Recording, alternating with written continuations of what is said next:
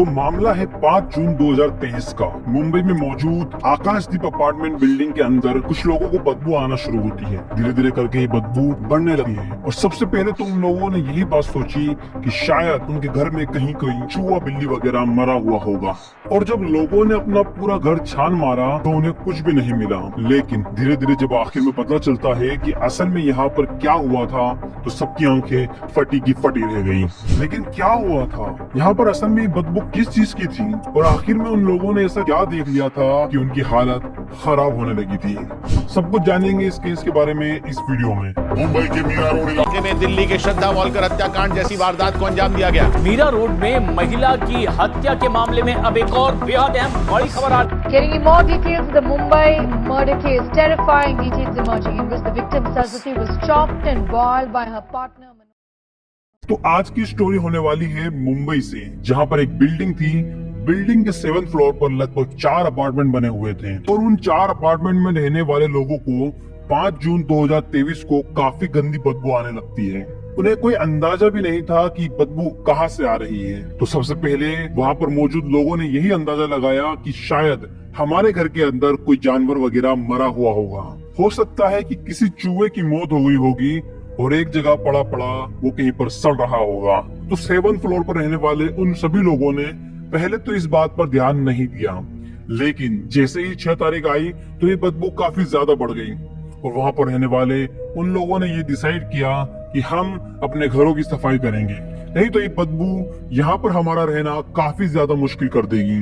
वहाँ पर कुल 4 अपार्टमेंट थे, 701, 702, 703 और 704। वो लोग अपने घरों की सफाई भी करते हैं, लेकिन फिर भी जब ये बदबू नहीं जाती तो लोगों ने आपस में बातें करना शुरू किया कि सारी बदबू आखिर आ कहां से रही है।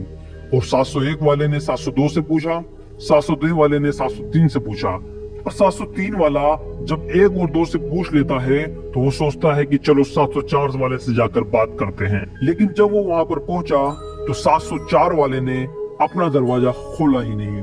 पहले तो उन लोगों ने इस बात पर ज्यादा गौर भी नहीं किया और वो 6th फ्लोर पर जाकर इस बारे में पूछने लगे। तो वहाँ के लोगों ने कहा कि हमारे यहाँ तो कोई भी बदबू नहीं आ रही है। तो वो वापस ऊपर जाते हैं और उसके बाद जाकर टॉप फ्लोर पर चेक करने लगते हैं कि हो सकता है यही से बदबू आ रही हो, लेकिन वहाँ पर भी उन्हें कुछ नहीं मिलता है। तो फिर से एक बार 703 में रहने वाला सोमेश जहाँ पहुँचता है अपार्टमेंट नंबर 704 के पास और वहाँ पर लगातार अब की बार दरवाजा खड़खड़ाने लगता है, क्योंकि पिछली बार वो दरवाजा खड़खड़ा कर चला गया था, इस बार वो नहीं जाता है और वहीं पर खड़ा रहता है। और अब की बार वो उसके अंदर रहने वाले उस व्यक्ति से बात करना चाहता था और इसी वेट करने के दौरान उसने ये बात फील की कि जितनी भी बदबू है वो लगभग इसी अपार्टमेंट के अंदर से आ रही है। वो दरवाजा खड़खड़ाने के बाद थोड़ी देर वहाँ पर वेट करता है, लेकिन फिर भी किसी ने अभी तक वहाँ पर दरवाजा नहीं खोला था। लेकिन अब जब वो 704 के बाहर खड़ा ही था तो उसे बदबू नहीं जबकि खुशबू महसूस होने लगती है और उसे ये बात फील हुई कि जो भी व्यक्ति 704 के अंदर है उसने अभी अभी यहाँ पर रूम फ्रेशनर डाला है। तो सोमेश सीधा नीचे जाता है और बिल्डिंग मैनेजर से इस बारे में बात करता है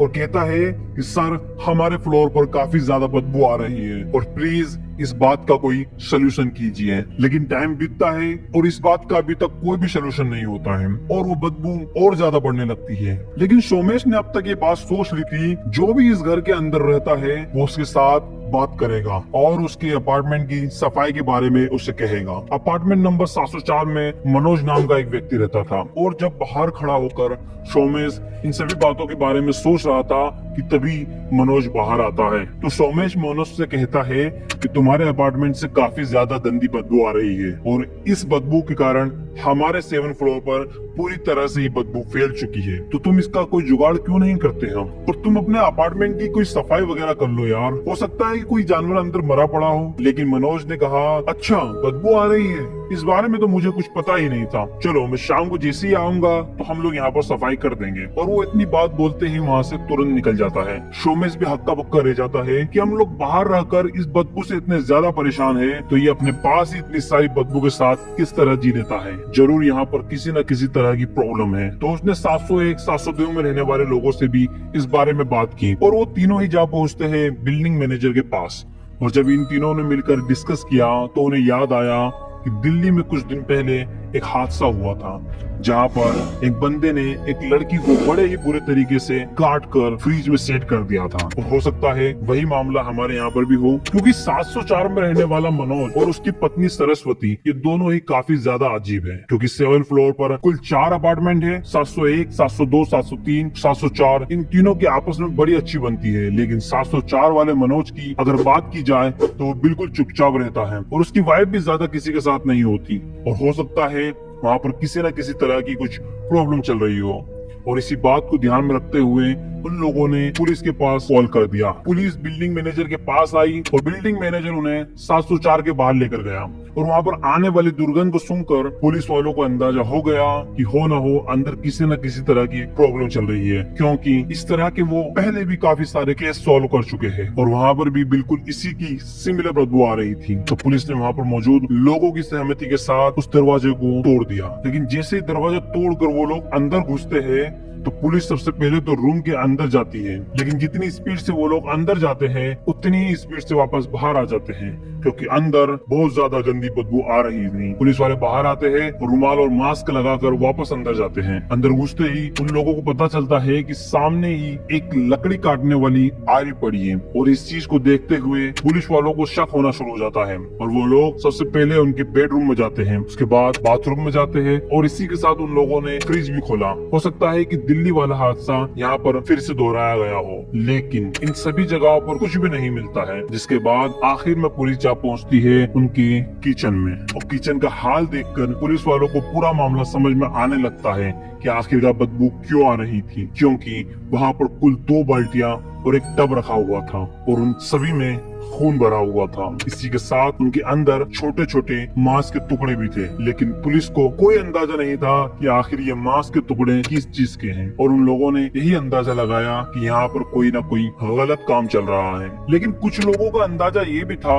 कि हो सकता है ये कोई कसाई टाइप का व्यक्ति हो और इसने ये सारे टुकड़े किसी जानवर के कर रखे हो। लेकिन कुछ ही देर बाद पुलिस का ये कंफ्यूजन पूरे तरीके से दूर हो गया जब उन लोगों ने उस डब्बे में मौजूद एक टांग को देखा, और टांग देखते ही उन्हें पता चल गया कि ये किसी और की नहीं जबकि इंसानी टांग है। लेकिन इंसानी टांग के अलावा उस टब के अंदर उन बाल्टियों के अंदर छोटे छोटे और भी बांस के टुकड़े मौजूद थे। पुलिस अपनी थोड़ी और इन्वेस्टिगेशन करती है, जिसके बाद पुलिस को पता चलता है कि यहाँ पर एक कुकर भी मौजूद है जो कि अब बंद है। लेकिन पुलिस वालों ने जैसे ही उस कुकर को खोला तो उन्हें पता चलता है कि इसके अंदर भी काफी सारे मांस के टुकड़े भरे हुए हैं। वहीं गैस पर एक तवा भी रखा हुआ था, और उस तवे को जब ध्यान से देखा गया तो पुलिस वालों को पता चला कि इसके ऊपर भी मांस को भुना गया है। लेकिन आखिरकार ये बंदा कौन है जिसे यूं ही मार दिया गया, और इसी तरह के सवाल लेकर तहकीकात अभी पुलिस कर ही रही थी कि उन्हें वहीं पर एक कटी हुई चोटी भी मिलती है। जी हाँ, कटी हुई चोटी। और उन्हें अंदाजा हो गया कि ये जो सारे के सारे बॉडी पार्ट्स हैं, छोटे छोटे पीसेस में जो कटे गए हैं, ये किसी और के नहीं जबकि किसी महिला के हैं, और उसकी ये चोटी मिल चुकी है। पुलिस वालों ने जब वहाँ पर आसपास में मौजूद लोगों से पूछताछ की तो उन्होंने बताया कि यहाँ पर एक कपल रहता है जिसमें पति का नाम मनोज और उनकी पत्नी का नाम सरस्वती है। मनोज को तो हम लोगों ने सुबह ही देखा है, वो अपने काम पर गया था, लेकिन उसकी पत्नी को देखे हुए लगभग 2 से 3 दिन बीत चुके हैं और हमें नहीं पता कि वो कहाँ पर होगी। तो पुलिस वालों ने अंदाजा लगाया कि हो सकता है ये सरस्वती ही हो, लेकिन इस बात को पूरे तरीके से तो सिर्फ मनोज ही बता सकता था, तो हम लोगों को उसे ही पकड़ना होगा। लेकिन जैसे ही हम लोग उसकी छानबीन शुरू करेंगे, उसे ढूंढने के लिए निकलेंगे, तो हो सकता है उसे पता चल जाए और वो यहाँ से रफू चक्कर हो जाए, और उसके बाद तो उसे ढूंढना और भी ज्यादा मुश्किल हो जाएगा। तो पुलिस वालों ने ये प्लान बनाया कि वो अपने 2 ऑफिसर्स को सिविल ड्रेस में यहीं पर छोड़ देंगे और हम लोग बाहर जाकर उसकी वेट करेंगे, क्योंकि पुलिस की गाड़ियां वगैरह देखकर, पुलिस वालों को देखकर उसे यहाँ से भागने का मौका नहीं देना है। तो पुलिस वाले वहीं पर मनोज की वेट में बैठ जाते हैं, और जिससे ही शाम होती है मनोज वापस आता है। तो वहाँ पर रहने वाले उसके पड़ोसियों ने सिविल ड्रेस में बैठे हुए पुलिस वालों को ये बात बता दी कि यही मनोज है। पुलिस पूरे प्रबंध के साथ उसके वेट में वहाँ पर बैठी हुई थी, जिसके कारण उसे वहीं पर पकड़ लिया गया। वो लोग उसे अपने साथ पकड़कर लेकर जाते हैं, और जब उससे पूछताछ की गई कि यहाँ पर क्या चल रहा था और तुम्हारी पत्नी कहाँ पर गई है, तो मनोज ने कहा कि चलो सर, मैं आपको सारी बात ठीक से बताता हूँ, वैसे इसमें मेरी कोई गलती नहीं है। तो पुलिस वालों ने कहा कि गलती किसकी है वो तो हम लोग डिसाइड कर ही लेंगे, लेकिन तुमने क्या कुछ कारनामे रचे हैं उसके बारे में हमें थोड़ा खुलकर बताओ। और उसने वो सारी की सारी बातें पुलिस को बताना शुरू की जो कि उसकी जिंदगी में घटी थी। उसने बताया कि वो सबसे पहले बोरीवाली में रहा करता था अपने माता पिता के साथ, लेकिन काफी टाइम पहले उसके माता पिता गुजर जाते हैं और उसके बाद उसने नौकरी करना शुरू किया एक परचून की दुकान पर। दुकान से जितने पैसे मिला करते थे वो उनसे अपना काम चलाने लगा और यही परचून की दुकान पर उसकी मुलाकात हुई सरस्वती से। वो अक्सर उसकी दुकान पर सामान लेने के लिए आया करती थी। वो सारी चीजें इसी तरह चल रही थी कि इसी बीच उसका एक एक्सीडेंट हो जाता है। एक्सीडेंट में उसका काफी ज्यादा खून बह जाता है, जिसके बाद उसे और खून चढ़ाया जाता है और वो ठीक हो जाता है। लेकिन कुछ ही दिनों बाद वो फिर से बीमार पड़ने लगता है और जब वो हॉस्पिटल जाता है अपना चेकअप वगैरह करवाता है तो उसे पता चलता है कि वो HIV पॉजिटिव है। उसने अपने और भी टेस्ट करवाए और उन सभी टेस्ट में उसे अंदाजा होता है कि जब उसका एक्सीडेंट हुआ था और उसे जो वो खून चढ़ाया गया था उसी के कारण उसे बीमारी लगी है। वो इस बीमारी की दवाई लेने लगता है और फिर से अपने काम पर लौट जाता है, जहाँ पर उसकी फिर से सरस्वती से मुलाकात होने लगती है और ये दोनों एक दूसरे के काफी ज्यादा नजदीक आ जाते हैं। आखिरकार इन लोगों ने रिलेशनशिप में आने की सोची और इन्होंने शादी भी कर ली, लेकिन अब खर्चे बढ़ने लगे थे। फ्लैट तो मनोज ने अपना बोरीवाली वाला फ्लैट किराए पर दे दिया, जहाँ पर उसे 35,000 रुपए महीना किराया मिलने लगा। खुद मीरा रोड पर मौजूद एक फ्लैट में जाकर रहने लगा, जहाँ पर उसका खर्चा सिर्फ 10,000 आया करता था। तो सीधे सीधे उसके पास 25,000 बचने लगे। वो दूसरी तरफ वो नौकरी भी कर रहा था तो उसका खर्चा भी बड़े ही मजे से चल रहा था। अब चूंकि सरस्वती भी उसके पास आ चुकी थी तो वो दोनों ही मीरा रोड पर उस बिल्डिंग में रहने लगते हैं, यानी कि रूम नंबर 704 में। अब सरस्वती जो है वो मनोज से मिलने से पहले एक अनाथालय में रहा करती थी, क्योंकि उसके माता पिता के बीच लड़ाई हो गई थी। उसके बाद उसकी माँ अपनी 5 बेटियों को लेकर अलग रहने लगी। लेकिन एक टाइम ऐसा भी आया जब उसकी माँ की मृत्यु हो गई। उसके बाद इन 5 ही लड़कियों को अनाथालय में भेज दिया गया। लेकिन बाद में ये मुंबई आती है और वहाँ पर कुछ काम धाम करने लगती है और इसी बीच उसकी मुलाकात मनोज से उस दुकान पर हो जाती है। बाद में उन दोनों के बीच में बातें हुई और आज के टाइम वो दोनों पति पत्नी बनकर रह रहे थे। उन दोनों की जिंदगी बड़ी खुशी से बड़े आराम से चल रही थी और मनोज हर रोज अपने काम पर जाया करता था। उसका फ्लैट वाला पैसा भी उसे मिल रहा था और दूसरी तरफ वो नौकरी से भी अच्छा खासा कमा रहा था। लेकिन जिस दुकान पर वो काम किया करता था किसी कारणों के चलते वो दुकान बंद हो गई और उसकी नौकरी चली गई। अब वो वापस अपने घर आ जाता है और उसकी वो नौकरी जाने के बाद पैसे की घर में काफी ज्यादा किल्लत आना शुरू हो जाती है और पैसों की कमी के कारण मनोज और सरस्वती के बीच लड़ाइयां होने लगती है। लड़ाई का एक और कारण मनोज ने ये बताया कि सरस्वती उसके ऊपर शक किया करती थी कि बाहर उसका किसी और के साथ अफेयर चल रहा है। मनोज ने काफी दिनों तक सरस्वती को समझाया लेकिन वो नहीं मानी और एक दिन ऐसा आया जब वो वापस काम ढूंढकर अपने घर पहुंचा तो उसने देखा कि सरस्वती ने जहर पी लिया है और उसकी मृत्यु हो चुकी है। पुलिस वालों ने पूछा अगर उसने जहर खा लिया था और वो मर गई थी तो तुमने पुलिस में कंप्लेंट क्यों नहीं की? तो मनोज ने बताया कि मुझे इस बात का काफी ज्यादा डर लग रहा था कि हो सकता है पुलिस वाले इस बात को मेरे ऊपर ही डाल दे और मुझे जेल भेज दे। तो मैंने ये बात सोची कि क्यों ना मैं इस बॉडी को ही ठिकाने लगा दूं, लेकिन पूरी की पूरी बॉडी को किसी जगह लेकर जाऊंगा तो सारे लोग मुझे देखेंगे, क्योंकि मैं एक बिल्डिंग के 7th फ्लोर पर रहता हूँ और भले ही मैं इसे किसी भी टाइम लेकर जाऊं हो सकता है कोई ना कोई मुझे देख ले। और उसके बाद अगर वो मुझसे पूछते हैं कि क्या कर रहे हो, किसे लेकर जा रहे हो, तो मैं कुछ बता नहीं पाऊंगा। तो मैंने यही फैसला किया कि मैं इसके छोटे छोटे टुकड़े करूंगा और उसके बाद उन्हें ठिकाने लगा दूंगा। तो मैंने सबसे पहले दुकान पर जाकर थोड़े हथियार खरीदे, जैसे कि एक हथौड़ा, एक आरी, एक पेड़ को काटने वाली कटर और कुछ और सामान भी लिया। और वापस अपने घर आने के बाद सरस्वती के छोटे छोटे टुकड़े करना शुरू कर दिए। लेकिन मुझे इस बारे में भी पता था कि मैं ज्यादा से ज्यादा इसके टुकड़े कम समय में नहीं कर पाऊंगा, उससे पहले ही ये बॉडी सड़ने लगेगी। तो मैंने उसके छोटे छोटे टुकड़े करके उन्हें उबालना शुरू कर दिया और उबालने के बाद उन्हें मैं तवे पर फ्राई भी करता था। कुकर में मैं उन्हें इसलिए उबालता था ताकि उनके अंदर से बदबू ना आए। उसके बाद मैं तवे पर भी उन्हें फ्राई करता था कि इनमें से थोड़ी भी दुर्गंध बाहर न जाए। और इतना करने के बाद काफी सारे ऐसे शरीर के अंग मौजूद थे जो कि बिल्कुल लिक्विड तौर पर हो जाते हैं, तो मैं उन्हें फ्लश कर देता। और इसके अलावा जो मांस के टुकड़े बचते मैं उन्हें लेकर सुबह सुबह निकल जाता, इससे पहले कि कोई और जाग पाता। और बहुत ही कम लोग ऐसे थे जो कि उस टाइम सुबह सुबह घुमा करते थे।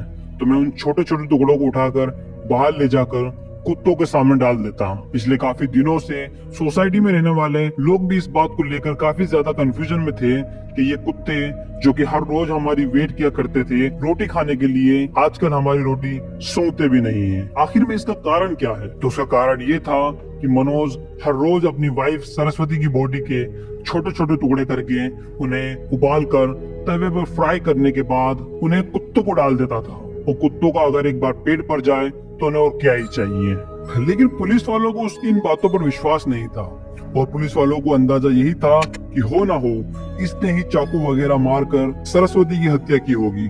बाद में अब अपने आप को बचाने के लिए ये बात बोल रहा है कि उसने जहर पी लिया था, लेकिन पहले उसे चाकू मारा गया या फिर उसने पहले जहर पिया, इस बात का तो इसी से पता चल सकता है कि सरस्वती की बॉडी का पोस्टमार्टम किया जाए। लेकिन पोस्टमार्टम के लिए अब सिर्फ उसकी टांग बची थी, बाकी सारे शरीर के हिस्से तो मनोज ने पहले ही ठिकाने लगा चुके थे। और अब पुलिस वाले मनोज से इस बारे में और ज्यादा डिटेल में बात कर रहे हैं कि उसने आखिर ये टुकड़े और कहां पर फेंके हैं। पुलिस वालों को ऐसा बॉडी का कोई पार्ट मिल जाए जिससे इस केस को समझने में आसानी हो। अभी मनोज पुलिस की हिरासत में है और वो मनोज से पूछताछ कर रही है। और जैसे ही इस केस का रिजल्ट सामने आता है कि असल में वहाँ पर क्या हुआ था, मनोज सच बोल रहा था या पुलिस के अंदाजा ठीक है, इन सब चीजों के बारे में भी आप लोगों को मैं अपडेट कर दूंगा। लेकिन